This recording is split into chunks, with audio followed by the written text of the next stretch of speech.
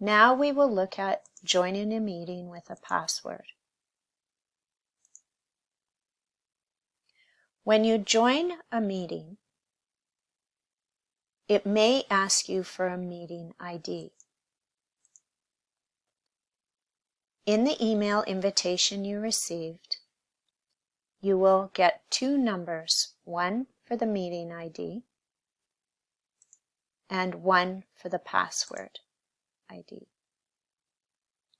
You will enter the meeting ID into the meeting ID box and click Join.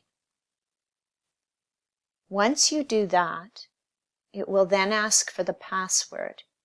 You will then copy the password and paste it into the password box.